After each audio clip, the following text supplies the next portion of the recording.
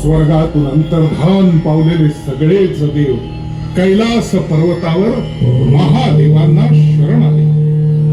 त्यावेळी भगवान महादेव त्यांच्या साधने अखंड बुडाले होते.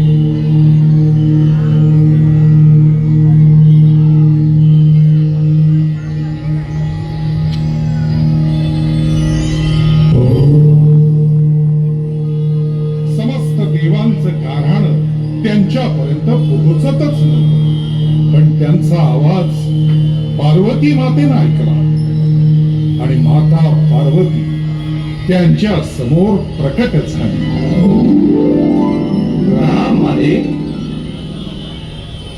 प्रणाम. समस्त देवगण आज कैलासावर अवतरले. नक्कीच काहीतरी खास प्रयोजन असेल. माते, आम्ही अनभिज्ञ असताना समस्त दैत्यांनी स्वर्गावर आक्रमण केले आणि त्यांच्या सोबत महादेवांचं वरदान लाभलेला रक्तबीज आहे. या संकटातून केवळ देवाधिदेव महादेवच आम्हास काढू शकतात. देवाच्या घोर तपश्चर्येत बाधा आणि विघ्न आणण्याचं धैर्य माझ्या अंगी नाही. पण देवराज, युद्धभूमी सोडून पळणे हा पुरुषार्थ नाही. आपण युद्ध सुरू ठेवावं. काहीतरी मार्ग नक्की निघेल.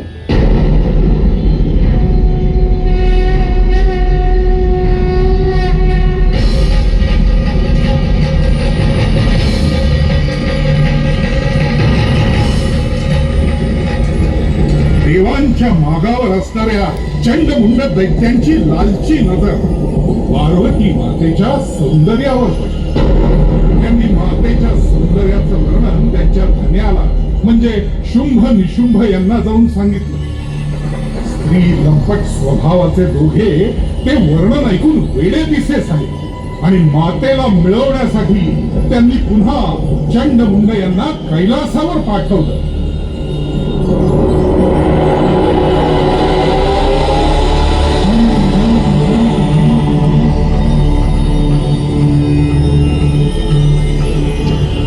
हे अतिसुंदर रूपवान ललने, आम्ही तुलाच आमच्या सोबत स्वर्गात यायची विनंती करायला आलो. हे सुंदरी, आमच्या सोबत सर. आमचे स्वामी शुंभ निशुंभ यांना खुश कर.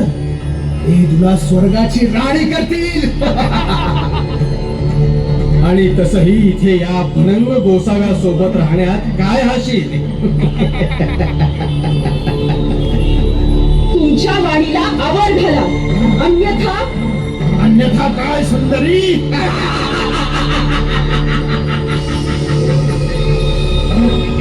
तुमच्या वाणीला लगाम द्या आणि याचा भान ठेवा की तुम्ही एका स्त्रीशी बोलता आहात, जी स्त्री तारूही शकते आणि मारूही शकते.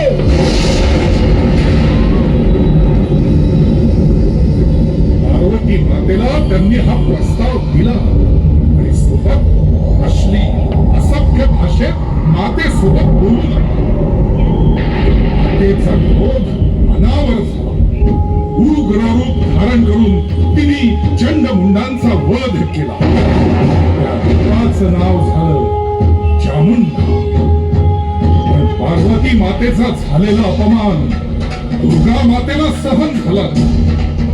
भगवान महादेवांच्या हलाहलाचा अंश पार्वती मातेत विसावला आणि प्रकट झाली महाकाली. महाकाली